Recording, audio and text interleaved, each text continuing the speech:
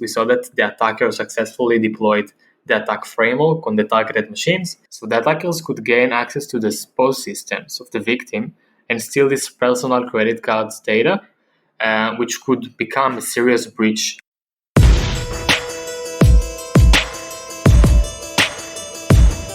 Hi and welcome to Malicious Life in collaboration with Cybereason. I'm Ran Levy.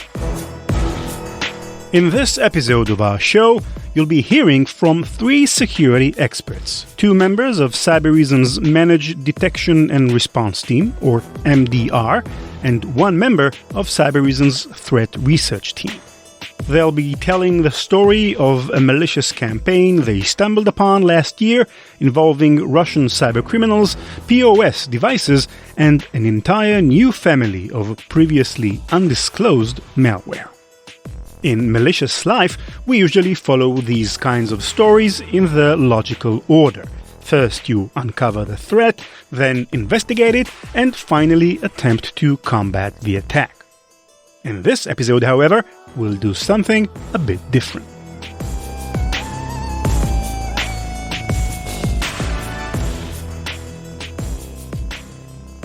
My name is Eli. I'm a security analyst and a threat hunter at Cybereason for the last 2 years. I'm Niv. I'm working with Cybereason for the past 3.5 years. I'm practice director in the global services team. I'm Lior, and I'm a senior threat researcher at the Nocturnus team in Cybereason. I specialize in malware analysis, threat hunting, and open source intelligence.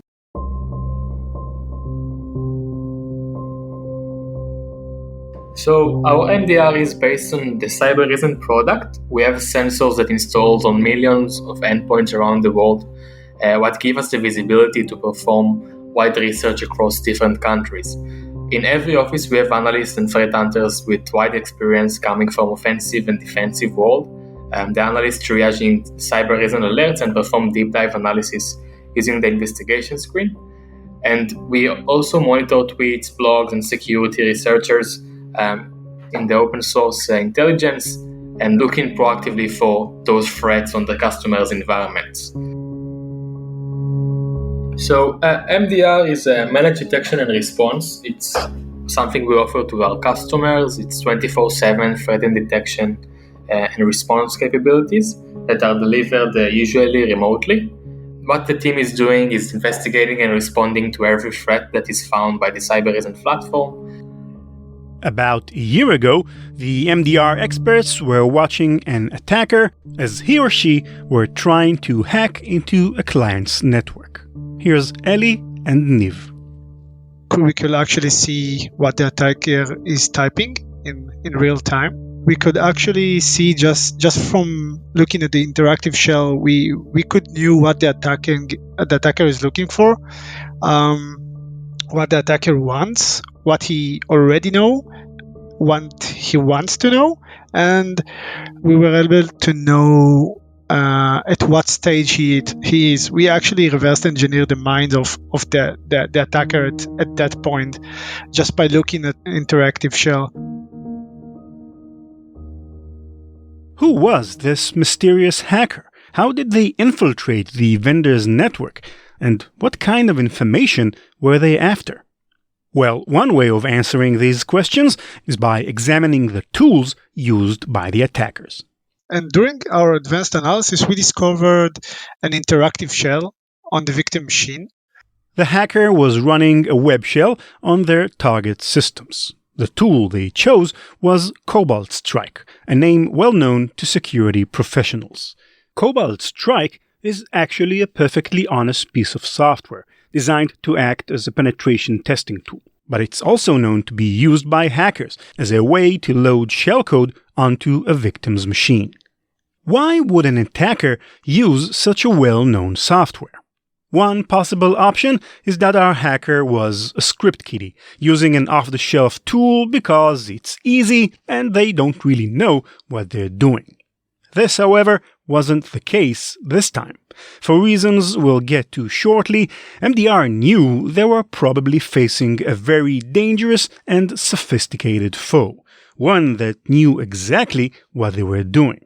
There was a method to the madness. In the past research that we did, we saw that a lot of threat actors and APTs are using tools like Metasploit and Mimikatz and like known tools that usually are being used by pen testers.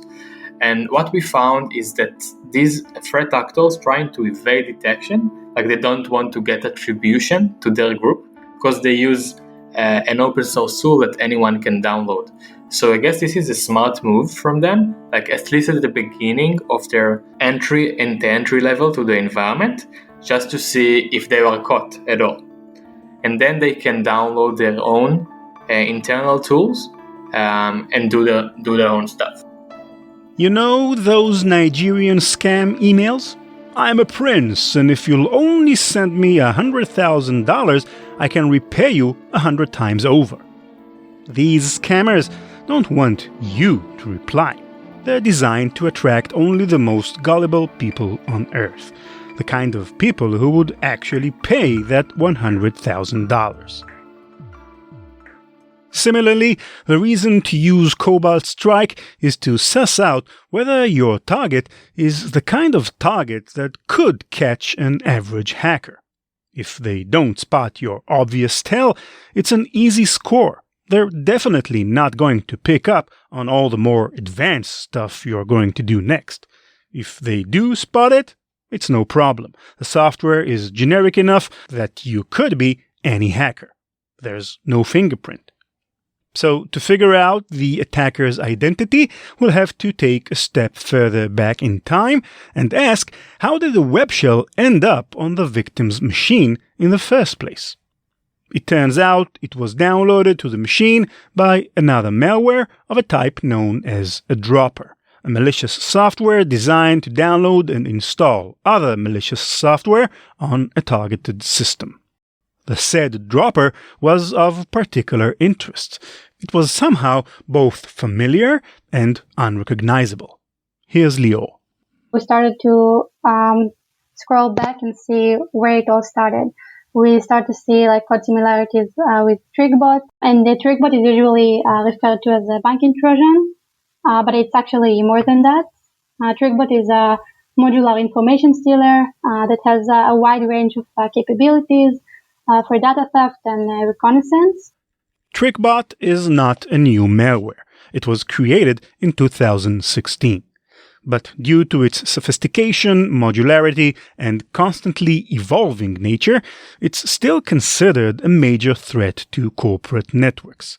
But this particular software, though, although it was very similar to TrickBot, wasn't TrickBot. But it was different malware, and it was used for different purposes. In October 2019, NTT Security identified a TrickBot variant and named it Anchor DNS. Anchor because the malware authors had used the word, and DNS for how it leveraged the Internet's domain name system. Although Anchor DNS had only been discovered 1 month prior, Leo was now looking at a new variant. Leo's team was the team that was responsible to actually reverse engineer the malware and to understand the true nature of this malware and the potential capabilities, which we could not see at the first encounter when we saw the malware. The primary strength of this Anchor DNS was its ability to completely evade conventional security detection mechanisms. It used 2 primary methods. First, DNS tunneling.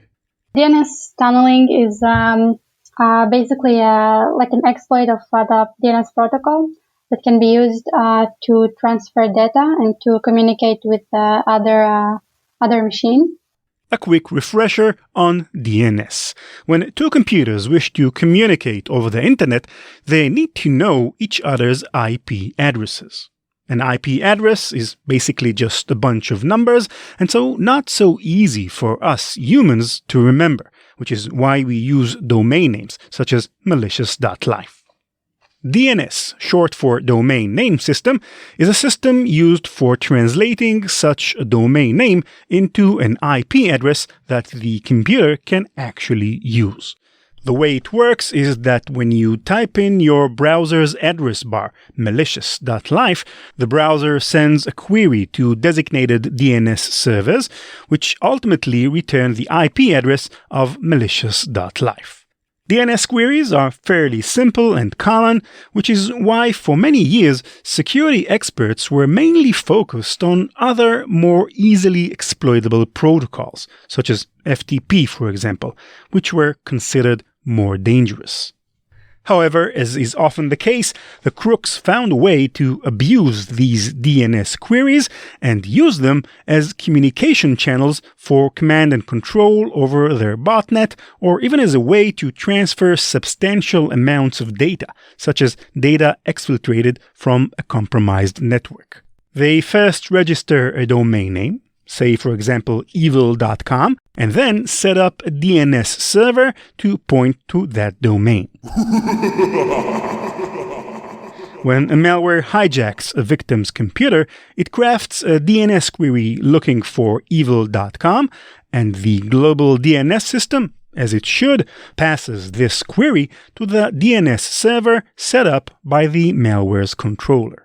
But this specially crafted DNS query contains, in this case, more than just a simple request for an IP address. The malware can encode or hide in the query all sorts of other data, such as details about the compromised machine.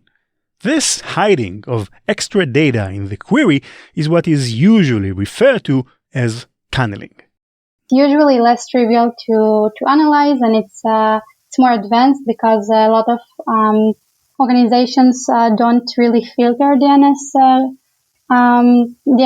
communication and the protocol itself. In addition to DNS tunneling, Anchor DNS used an even better trick. The Anchor executable basically demands flags in order to operate properly. A flag, or an option, or switch, is simply a means of modifying a command line operation. Like if you would type ls in your terminal window, it would display the list of files and folders in your current directory. But if you would add the -? flag, it would instead display the help file on how to use the ls command. In Anchor DNS's case, if you don't supply the right flags or don't supply any flags, the executable will simply not run.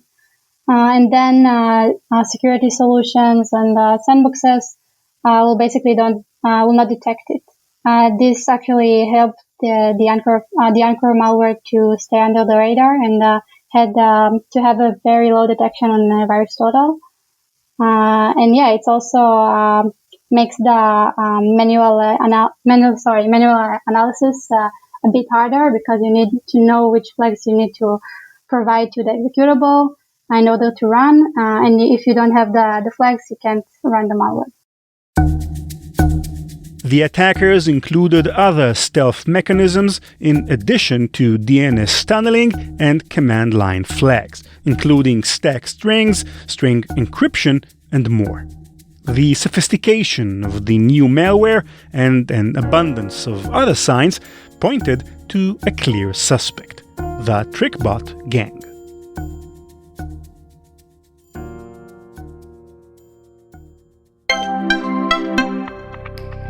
In the past few months, due to COVID, of course, I find myself shopping online much more than I used to, including buying at businesses I've never used before. Maybe you have the same experience. And it's hard to know what online stores to trust with your credit card. With privacy.com, however, there is no need to worry about double billing, sneaky upgrades, or unwanted subscriptions. Privacy.com's virtual cards allow you to make any purchases without sharing your real bank or credit card information. A virtual card can be set up to have a monthly spending limit, for example, or be tied to a single merchant, so you never have to worry about giving it out to people you don't know online. It makes managing my financial life online much easier and a lot less stressful. And the best part? It's free. With a free personal plan, you can create up to 12 cards a month for free, and if you use the link privacy.com/maliciouslife, you actually get $5 to spend on your first purchase. It's a fantastic offer. Privacy.com is easy to set up, fast to use, and it's free. Go to privacy.com/maliciouslife. That's privacy, privacy.com/maliciouslife, and sign up now. We thank privacy.com for their support of Malicious Life.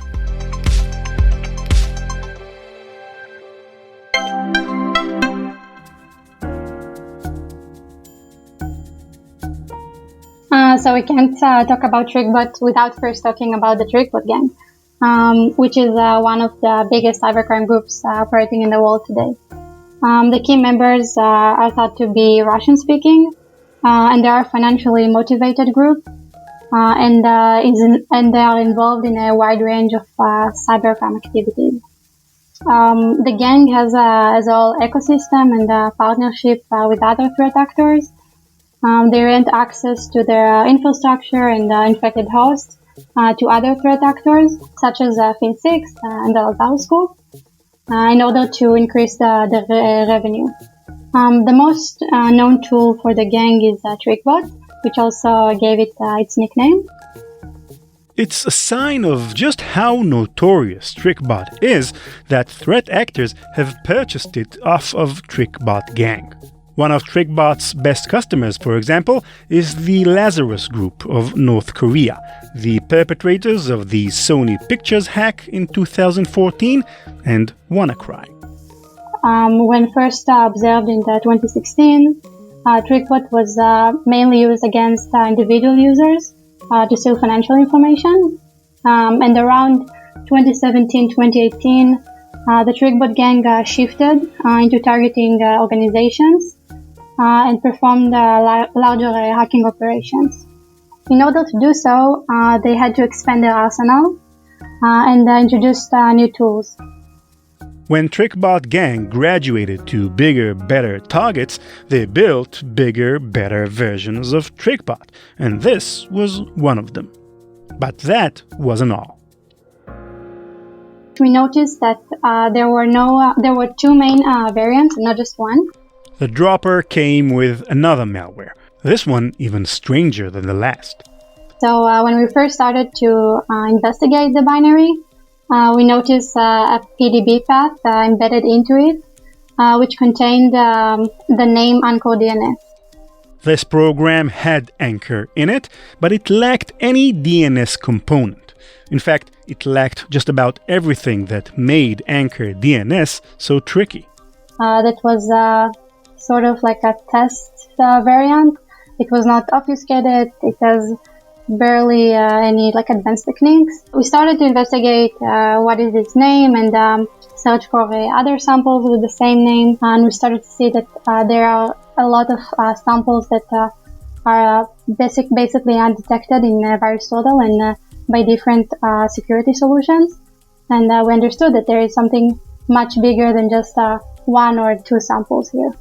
This made us realize that this is a part of a bigger and undiscovered family that actually stayed under the radar for almost 2 years. This wasn't new malware. It was a new malware family, one which had completely evaded detection by the entire security community for years.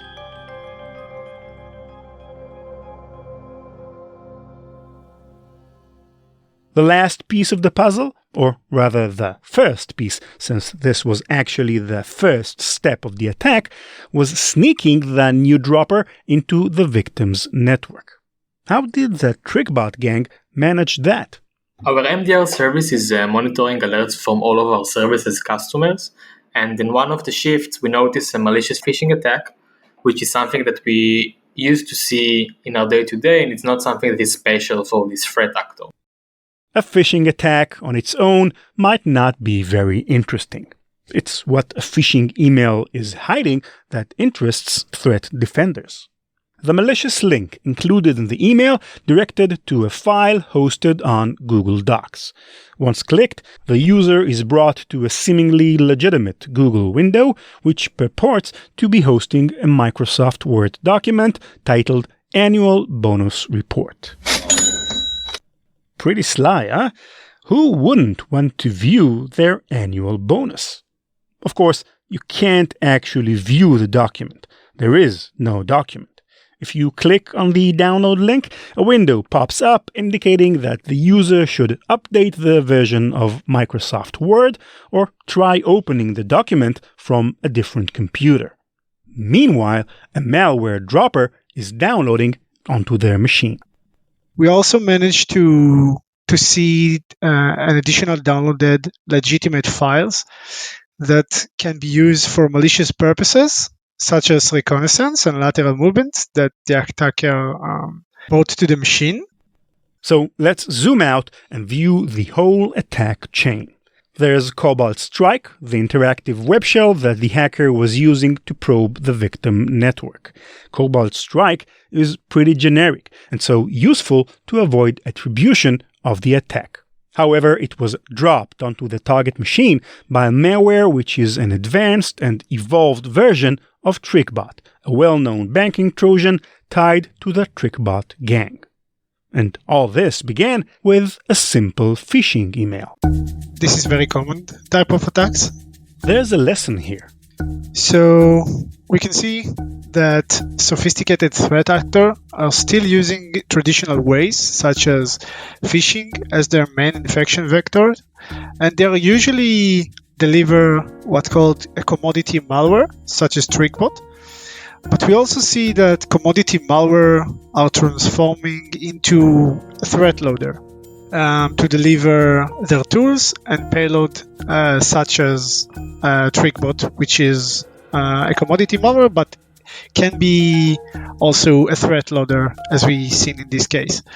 One of our insights is to not ignoring commodity malware, since it has the potential to transfer into a full hacking operation and cause substantial damage for enterprises.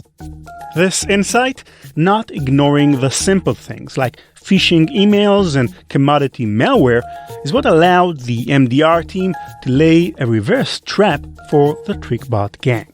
So from the behavior that we analyzed within the alerts, we saw that the attacker motivation was stealing sensitive information from the customer environment. So they tried to take over control over critical assets in the victim's network, and their target was POS systems. It became clear what the hackers were after because they were aiming their malware at point-of-sale systems.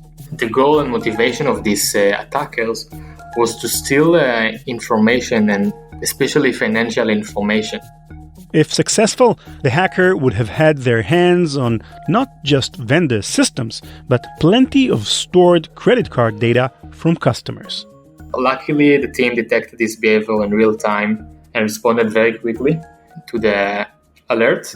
We actually worked well with the investigation, with the targeting POS system and stealing credit card data. What resulted in prevention of the attack and do all the remediation that was needed to the customer environment. The attack was stopped, but TrickBot gang remains alive and well.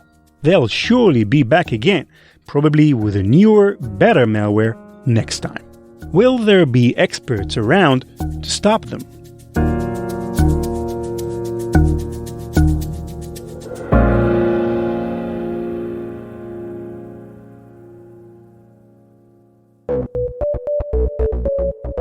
That's it for this episode. Thank you for listening.